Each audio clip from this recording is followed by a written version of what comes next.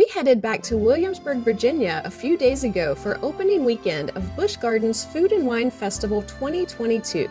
This event runs Thursdays through Sundays from now until June 12th, plus Memorial Day. Over 100 dishes, wines, cocktails, and craft beers are featured, and we will show you each festival booth and review the food that we tried. Plus, we have our first look at the park's brand new roller coaster, as well as a look back on a ride that was just permanently closed after almost 40 years of thrills. So stick with us as we eat and drink around the globe. Great weather in the area led to large crowds this weekend. It never rained, but it was a bit overcast, which kept the temperature right around 70 degrees at the hottest part of the day. Busch Gardens Williamsburg is themed to European countries, and we enter through England. This is a land with no rides, just shops, restaurants, and a large theater. Rather than pay for each individual sample that we wanted to try, we bought a sampler card. It entitled us to 15 festival food and drink samples for $79. You could also get a 10-item sampler card for $59. The first food booth we got to check out was Greece. Each booth had some signage where you could learn about the country, its food, and its drinks. For example, we learned that Greece is made up of about 2,000 islands, though most are uninhabited. We'll show you the menu at each booth, though we aren't going to try to pronounce everything on it. You can pause if you want to see all the details. At this booth, we ordered the tiro croquettes. They are crispy fried cheese balls featuring feta, Gouda, and cheddar with tzatziki sauce. We had never had these before. We thought from the description they would just be like fried cheese, but they actually had a bread consistency with the 3 cheeses mixed in. I liked these okay, but Alice didn't care for them, so we weren't off to a great start. We also got the lamb burger slider, which is exactly what it sounds like, a slider-sized burger made of lamb meat. We had this at last year's event and liked it. That event was my first time ever eating lamb. Now, a whole year has passed, and this is my second time ever eating lamb. There was a feta cheese spread and a tomato slice, a cucumber slice, and an olive on this sandwich. I liked this, but Alice loved it. I think there was only one thing we ate all day that she liked more. We tried these in the shadow of Finnegan's Flyers, an extreme swing ride that makes Alice nervous just watching it. Nearby, there was also a bourbon tasting going on, where you could try 3 types of bourbon, though you couldn't use the sampler card for that tasting. Next, we moved on to Hawaii. They had 2 booths set up for Hawaii, one serving food, and the other was a tiki bar where they were serving drinks. We ordered one entree here, the Spam Musubi. And this was where I learned that I've never actually had Spam before. I thought I probably had it at some point, but it had a completely different consistency than what I imagined. So I think this was likely my first time ever eating it. You're precious. Either way, we liked this. It was Spam with sushi rice wrapped in seaweed with a sweet soy glaze. I liked this much more than I expected to be honest.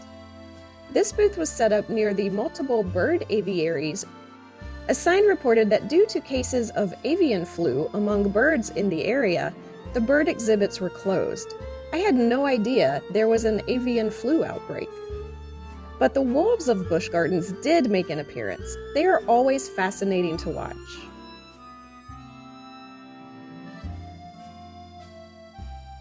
The Mexican booth was nearby. That was one of several booths where we did not eat. We didn't have unlimited samples or unlimited appetite, so we had to narrow it down to things we really wanted to try. The Mexico booth had a couple different kinds of tacos and a couple different kinds of drinks. But the nearby margarita booth was one that I did not miss out on. I wanted to try a watermelon margarita, and I'm glad I did. It was delicious. Jack doesn't love margaritas, but even he liked this. This is a good time to mention the drink samples are less than half the size of the full-size drinks that you can purchase. The food samples were on the small side too. The idea is to sample a lot of different things, not to have a meal at each booth. Though if you really liked something, you could get a bunch of the same samples and maybe make a meal out of it, which I had to stop Jack from doing later in the day at the South Korea booth. And if you like this video, please do us a solid and click the thumbs up. If you haven't subscribed yet, please consider that as well. We put out travel videos at the rate of at least one a week. We travel to a bunch of different fun places, including regular trips to theme parks like this one.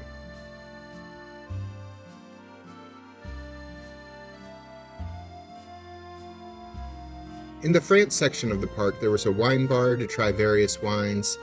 Alice and I aren't really wine people, so we kept it moving. The France section also hosted the New Orleans-themed booth called the French Quarter.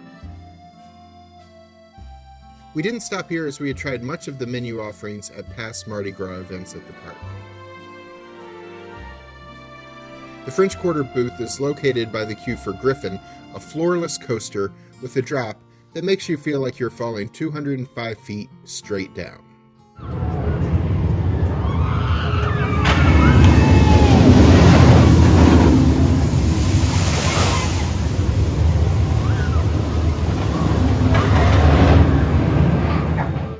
We continued on towards the Brazil booth. The signage mentioned churrasco, which is said to be the Brazilian word for barbecue.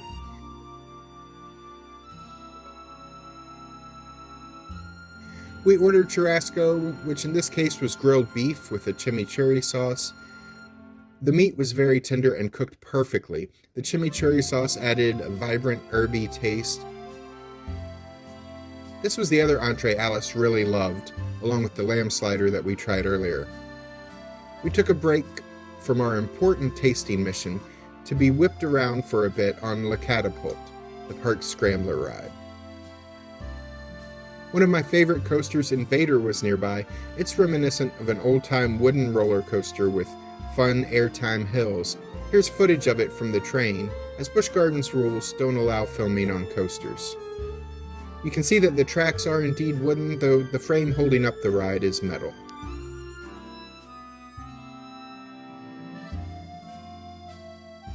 After that, we went to see the park's popular Irish dance show, Celtic Fire. This show has been named the best amusement park entertainment by USA Today for 5 different years. This crowd pleaser features singers, a trio of instrumentalists, and of course, Irish dancers. You know, like Riverdance. The show takes place in an Irish pub during a wedding reception where there is singing and dancing and drinking.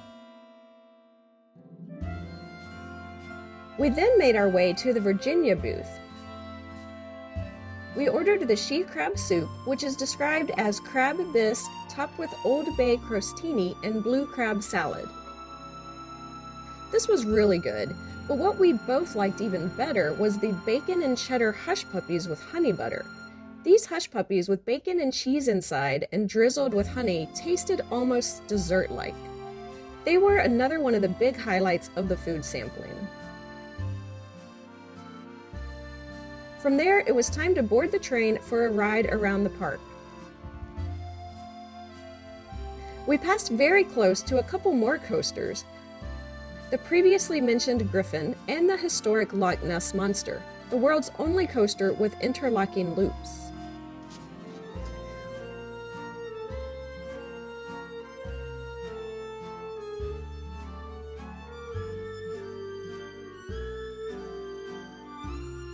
But neither of these coasters is the main event these days.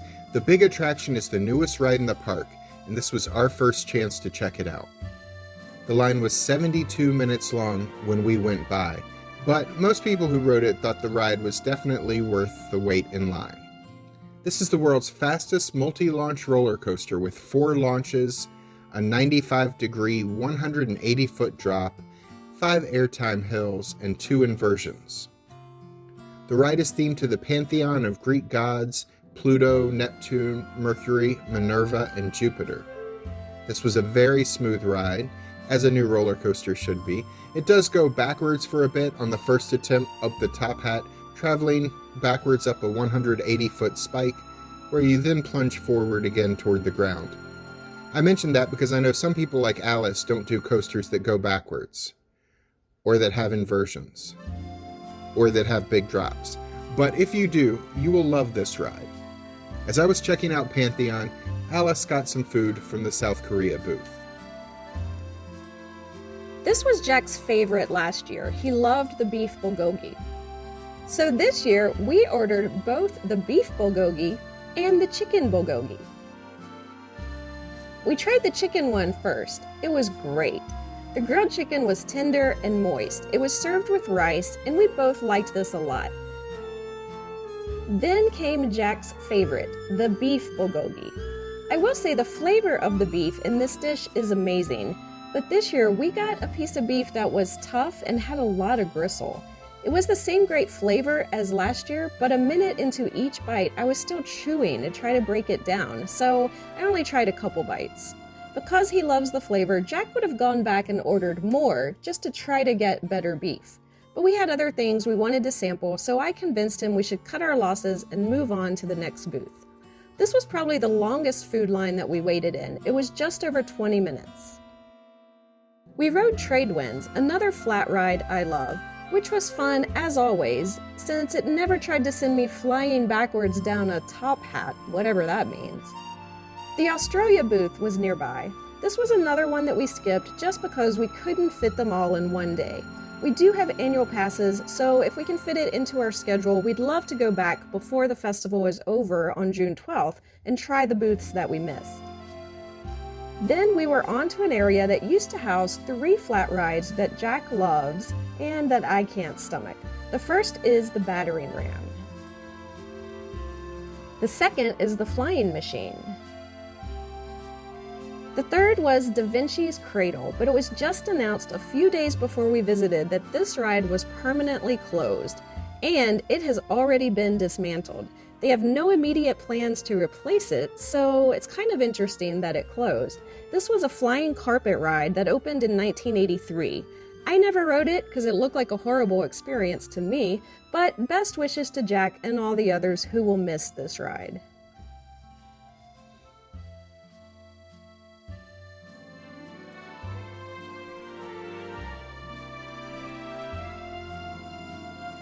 The Japan booth was near these rides, and we passed it by as well. Because the park is themed to a handful of European countries, they stuck the international booths wherever they had space. So to get Japanese food, you have to go to the Italy section. If you want Greek food, you have to go over to Ireland, and so on. It is a bit confusing, so consult the event map on the park website. In addition to Japanese food, the Italy section also had an Italy food booth. We ordered the sun-dried tomato Alfredo, featuring fresh house-made pasta with spinach, olives, and sun-dried tomato Alfredo sauce. This did not live up to our hopes for it. It was okay, but it wasn't great Alfredo. We also ordered one of Alice's favorite desserts, cannoli. It had chocolate drizzle and chocolate sprinkles on it. We both liked it a lot. It is hard to mess up a cannoli, and I don't say that as any type of challenge. We grabbed a table in a nearby outdoor dining theater in time to see a concert called Bel Concertino, which featured a trio of musicians performing hits from well-known crooners such as Frank Sinatra, Dean Martin, and Michael Bublé.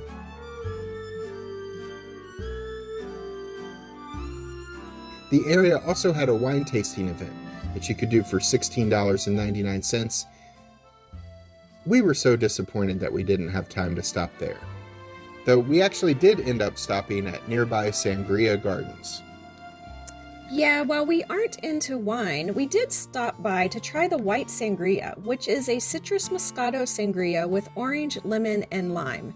We actually liked this drink. We were really glad we tried it. We crossed the bridge across the Rhine River to head toward the remaining area of the park that we hadn't been to yet. On our way, we noticed the boats were running. The Rhine River Cruise is a fun little 15-minute boat ride out and back in the river. This attraction was closed through all of 2020 and much of 2021. The footage you see here is us riding it when it reopened in the fall. You may see some of the leaves are just starting to turn as we rode this in September. The boat ride is relaxing and returns you to the spot you left from, so it really isn't a transportation method like the train. You do have to go down a lot of stairs to get to the boat, so it's not accessible to some people in wheelchairs or mobility scooters.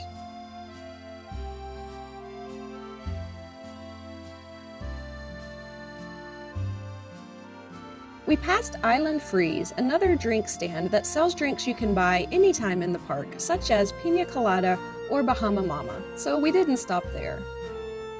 We instead made our way to a booth called Herbal Infusion. This was the only booth where there really was no line, and perhaps that should have been a sign. We ordered a watermelon mojito and a mint julep. I love mojitos, but this watermelon mojito was just not good. We had never had a mint julep before, so we weren't exactly sure what to expect, but it tasted like medicine, and not the good kind that they give you when you're a kid. We drank what we could, but neither one of us finished either of these drinks. The Fest House nearby is a large food hall with a stage in the middle. An Oompa band was performing. We never got to see their show, but we did see the Oompa band perform last year at an event, and they were fun to watch. Our final booth of this event was Jamaica, and we had one sample left on our tasting card, so we tried the jerk chicken slider. I loved this. It was very spicy, so if you like heat, you will enjoy this. The mango salsa on the slider cut through the heat just a little bit. Alice doesn't love spicy food as much as I do, so I definitely enjoyed this one a lot more. It came with the cilantro lime slaw that we didn't bother trying. The samples we tried around the park were around $6 to $7 each. We got a 15 sampler card for $79, which, if my math is correct, means that we paid an average cost of $5.27 per each food or drink sample. So, as you can see, that did save us $1 or $2 per sample.